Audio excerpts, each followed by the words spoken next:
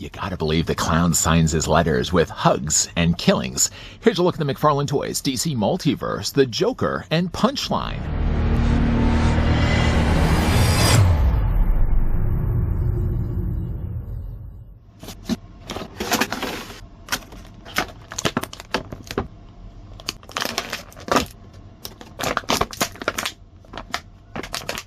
Alexis K was a disaffected college student whose anger with the world she saw as falling apart around her made her for the perfect acolyte for the Joker's nihilistic philosophy. She wanted to prove to her hero that she was not merely an obsessing fangirl, but a potential partner in crime. She created her own version of the Joker toxin and killed her college dean with it. The Joker, watching on from inside her wardrobe, was satisfied with Alexis, or Punchline as she called herself. She was up to the job of helping him in the next big plot against the Batman. I think the Joker's gotten impatient in his old age. He wanted to skip right through the joke and jumped right to the punchline.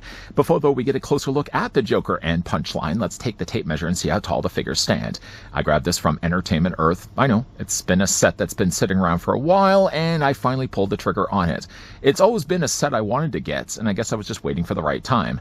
Of course, now being the weird time, because at the time that we're doing this video, we're kind of in limbo at right now, the state of what McFarlane Toys is going to be with the DC Multiverse license moving forward. Still, though, we're going to push forward because there's a lot of cool sets still out there that I haven't had the chance to pick up.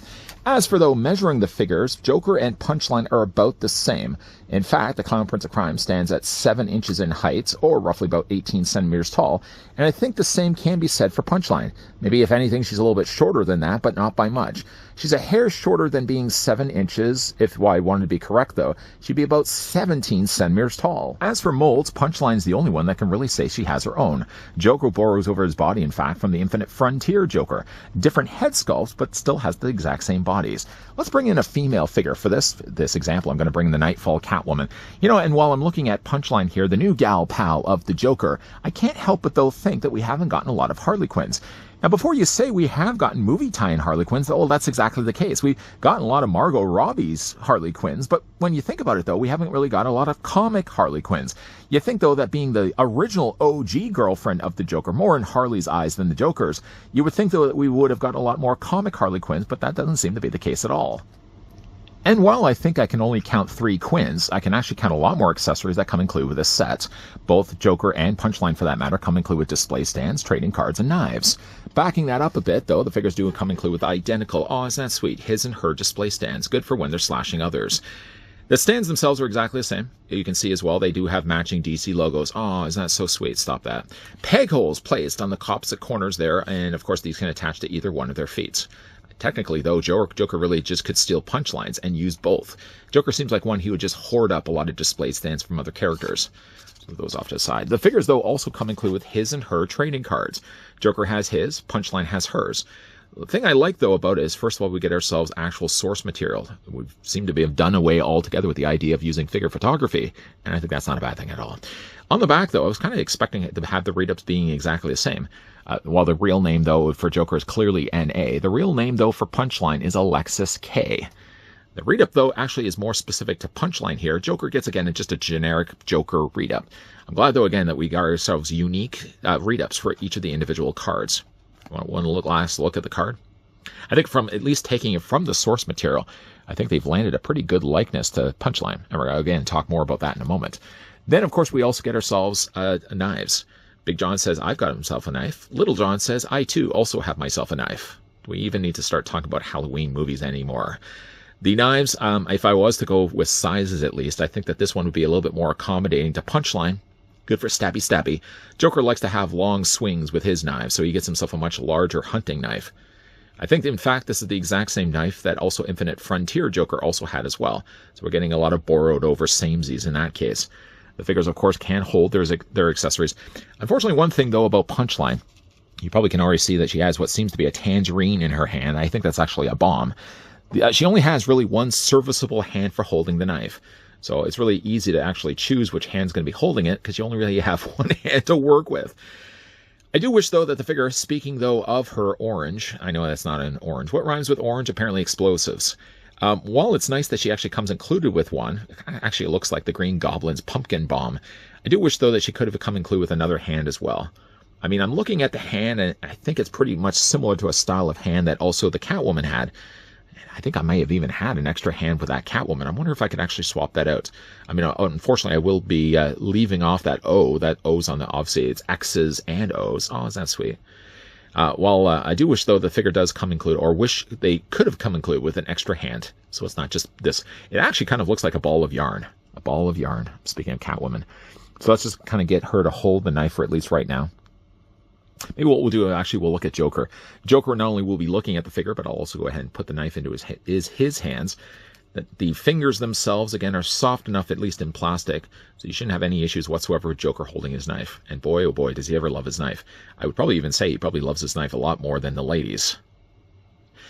The knife itself also as well, I mean, one thing is also interesting about this Joker too, is that the original Joker also had a hand that was holding his eyeball. You didn't believe me? Let's bring in the Infinite Frontier Joker. Remember, this one had the eye that he was carrying around in his hand for like a good luck charm, because of course this Joker was missing his eye in his eye socket.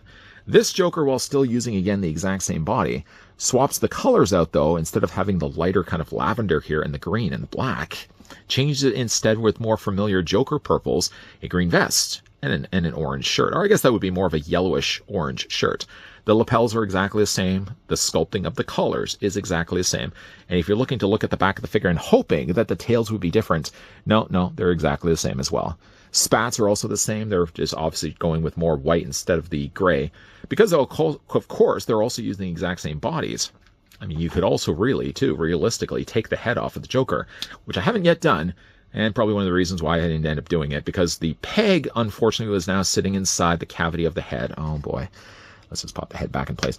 The one thing, though, I did want to show you was because they are using the exact same bodies, it would stand to reason that you probably could easily pop this guy off and replace it over with this one if you wanted to use this body instead of this body here. This is still one of my all-time favorite Jokers. I love the color. I just love the face. I don't love that he's missing his eye, but everything else about this Joker lands it for me.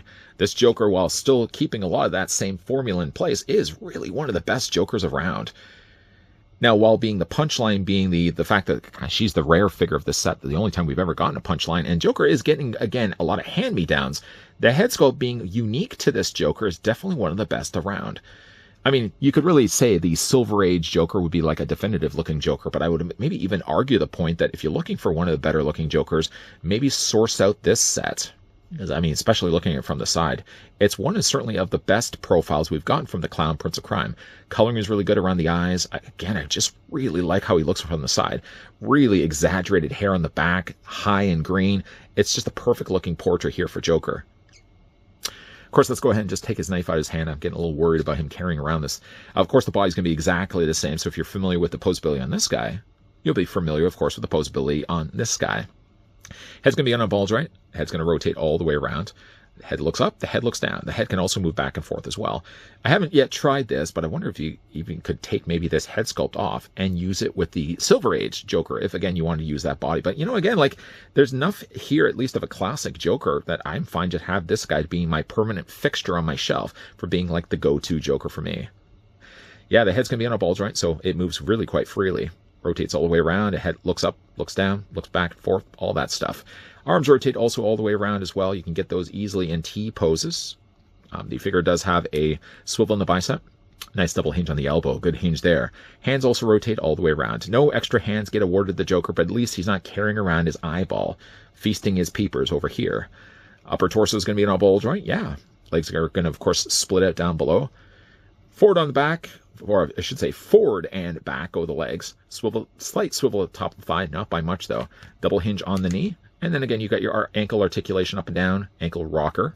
And yes, would you believe, there is a Santa Claus, Virginia. I haven't said that in a while. He does also have, again, toe articulation as well. Toe articulation as well. Really good looking Joker. Really good looking Joker. I mean, I think a lot of people probably will just end up picking up the set more with the idea of wanting to get Punchline, because again, like, Punchline is the unique one to the set. But don't just think that Joker is simply just a hand-me-down pack-in. One of the better looking Jokers, one of the best Joker head sculpts around. And I certainly have looked at enough of them here on this channel. Again, let's go over to Punchline here. We'll go ahead and just take her stabby out of her hands. Again, I just get a little nervous when I'm looking at that. Short of maybe, again, I wish this figure could have come included with a swappable hand. It just seems to me like they put a lot of the budget into painting this figure. I mean, again, we go to the source material if you're not so familiar with Punchline. right there. You can see like a lot, again, the original design of her gets carried over to this figure really decently too. If anything, I probably would have said maybe darken the skin tone just by a little bit, but the rest of the figure lands it for me. She does have, again, like the little rouge there on the sides of her cheeks, kind of giving that raggedy doll kind of look to her. She's got a little bit of a spot there on the end of her nose as well. Just a perfect looking Punchline. She also has the dye there on the top with a little bit of blue. She's got some dyeing on the back there as well for the ponytail. The ponytail, though, is a softer plastic. I would want to have said that there's some posability to this, but I feel like as I'm kind of rotating this, I feel like I'm probably starting to strip the plastic. So I'm not going to say maybe there's a little bit of posability, but I feel like it's that kind of posability that maybe may think that it moves a lot more than what it actually does, and what you end up only just really doing is starting to strip the plastic, and I don't want to strip the plastic. No way. She does have, again, like this really nice looking shiny, I don't know what you would like, I don't want to say like it's like a plastic dress. What's that material that they use for, like, it's not plastic. It's not pleather. Kind of somebody's going to let me know down below in the comment section. Like a vinyl dress. It's really shiny. I'll say that. I do like the panel line they've given to the blue there on the top. You've got some red down there as well. And again, nice little touches that she does have the X's and the O's there on her hands. Again, I just kind of wish that she could have come included with another hand. I know I've kind of just beaten that dead horse to death again and again. We don't need to keep mentioning that. She does have some nice rips, though, on the tops of her top. Down below there, she's got some rips there in her tights.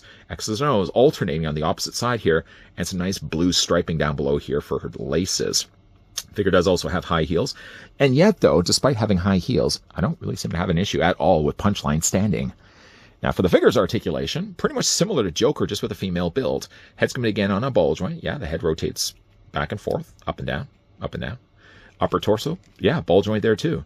Swivel all the way on the arms, no issues there. You can easily bring, again, T-pose going there, T-pose action. Swivel there in the bicep, double hinge on the elbow. Hands, again, no issues there at all. You can rotate them all the way around, really, if you want to.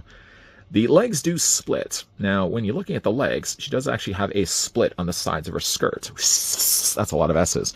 Because of that, it does give the figure more reach when it comes to her legs. So you can get her almost in a full Van Damme. The legs go forward, the legs go back, a swivel there at the top of the thigh, double hinge again on the knees, articulation where it counts in the ankles, back and forth there, ankle rocker there too. This one is a case, though, where unlike the Joker did have toe articulation, I can't say, though, the same for Punchline. She doesn't have toe articulation, but she has articulation everywhere else where it counts. Yeah, this set, I mean, honestly, I know like anybody right now has reviewed this on YouTube, but I mean, like, again, I really did want to eventually pick up the set. I waited a little longer than I really needed to. I mean, like, we've now heard, of course, announcements of things really being a shakeup when it comes to DC Universe as a whole. McFarlane, we don't even know how much of the franchise, how much of the license he's still going to be helming when it comes to figures and collectibles. Mattel has acquired, again, a lot of the license for DC, but again, we don't really know. At the time, at least, of doing this video, we don't know the extent, though, of what Mattel's going to be doing, what McFarlane's still going to be doing.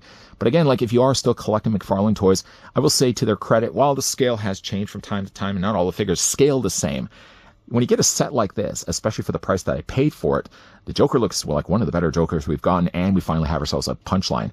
I don't know if Mattel is going to be the ones, the front runners, moving forward with DC, but if they do, I don't think the likelihood is going to be there that we're going to be getting the deep cut characters in the same way that Todd and his team has over the years. So I guess it must have been the Entertainment Earth markdown price that finally nudged me to add this to my shopping cart. The set's been circulating for at least well over a year, and I'm surprised that I waited as long as I did. It was always one of those, I know it's not going to sell out, because if it's sold out, sites would have already sold it out. But with this set being, again, a double dip of the Infinite Frontier Joker with a brand new head sculpt, and then the unique character of Punchline, which I don't think everybody knows who the character of Punchline is. When you think of gal pals of Joker, you tend to think of Harley Quinn, and maybe that is one of the reasons why this set still circulates as easy as it does. With, again, like the price being as affordable as it was, finally having this now in my hands, I'm glad that maybe while yes, I probably should have ordered this a little bit sooner, I'm finally able to say that I have this set in my collection. As it goes for certainly a Punchline, I mean, I don't know how many other figure companies have even released a Punchline. This might be the one and only. So it's glad to finally get ourselves a Punchline as part of the DC Multiverse line. Joker, again, while getting a lot of hand-me-downs from the Infinite Frontier, one thing at least he has going for him is more traditional Joker colors.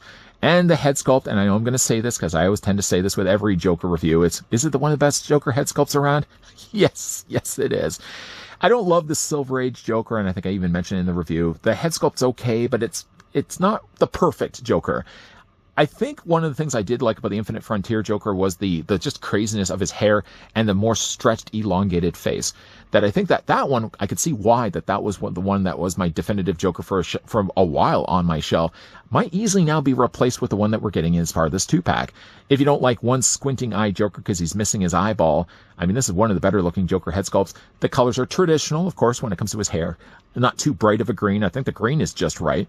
And maybe while the costume could have maybe had a few panels striping there in his legs because he doesn't have pinstripe pants. Yeah, really good looking Joker though. Don't just buy this set alone for just getting the punchline. The punchline in this is that not only are you getting a really good female figure, but you're getting one of the better looking clown Prince of Crimes around. Now, again, if you guys are interested to get this set for yourself, Entertainment Earth, yeah, has it right now in stock.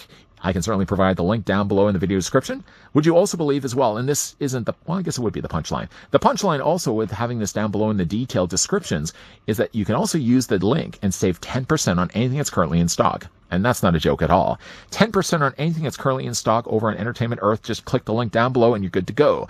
If you guys have picked up the set, let me know what you guys think of it down below. And if you did also enjoy this video, do it a solid, throw it a like. You guys want to stick around for more so?